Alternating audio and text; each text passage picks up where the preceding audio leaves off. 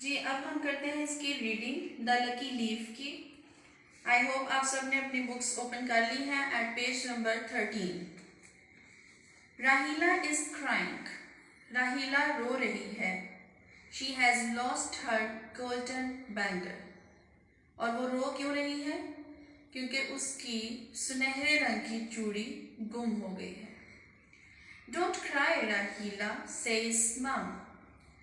Mama अब राहीला से कह रही हैं कि राहीला बेटा रो मत, गो एंड प्ले, जाओ और जाके खेलो। मामा तो ऐसे ही प्यार से मना करती है ना कि बच्चों को दुख ना हो, तकलीफ ना हो। राहीला गोज आउटसाइड। राहीला बेचारी चली जाती है बाहर, अपनी मम्मा की बात मान लेती है। She seats under the wood apple tree. और एक दरख्त के नीचे बैठ जाती है जिस पर क्या लगा हुआ है? Wood apple. और मैंने आपको समझाया था वुड एप्पल क्या होता है। फ्रूट है ये, और ये इंडिया में पाया जाता है, जिसकी आउटर स्किन बहुत हार्ड होती है और इनर वन बहुत सॉफ्ट होता है, जो ईटेबल मटेरियल होता है। ठीक है। It is next to the wall. ये दीवार से थोड़ा आगे है। Rahila counts the leaves on the tree. अब राहीला उदास है, आपको मालूम है उसकी सुनहरे रंग की चूड़ी गुम हो गई है, बैंगल उसकी खो गई है। तो उदासी में उसने क्या किया है? उस दरख्त के पत्ते गिनना शुरू कर दिए हैं जिस दरख्त पर वुड एप्पल लगे हुए हैं। 1 2 3 4 5 काउंटिंग कर लिया वो। 1 leaf is falling from the tree.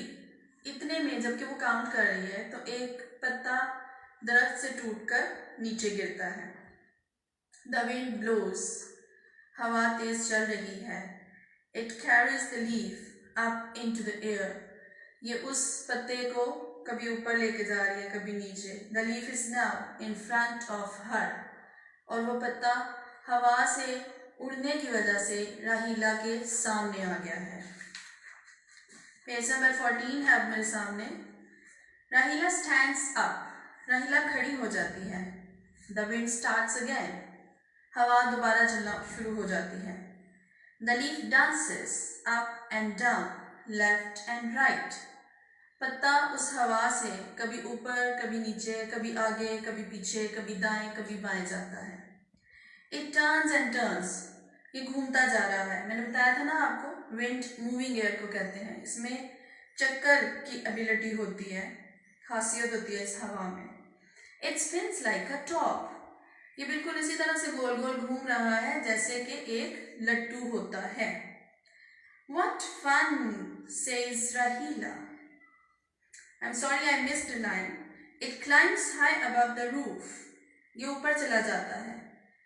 Now Rahila is saying, what fun, says Rahila. कितना मजा आ रहा है। Rahila runs after the leaf. राहीला उस पत्ते के पीछे पीछे भाग रही है। It moves in front of her and behind her. ये इसके सामने भी जाता है, पीछे की तरफ भी जा रहा है हवा की वजह से। Soon the leaf falls into a hole. और जल्द ही क्या होता है कि वो पत्ता एक सुराख में गिर जाता है, एक गड्ढे में गिर जाता है। It is at the side of a rose bush. और उसके पास गुलाब के काफी पौधे लगे हुए हैं।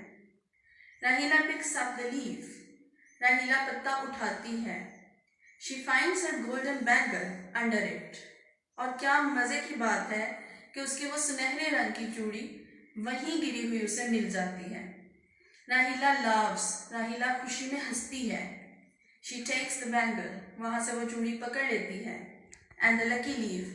और वो बड़ा खुशकिस्मत पत्ता भी, to show mom, अपनी ममा को दिखाने के लिए।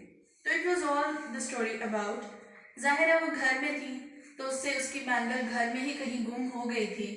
उसकी मम्मा ने उसे समझाया, उसे समझ भी आ गया।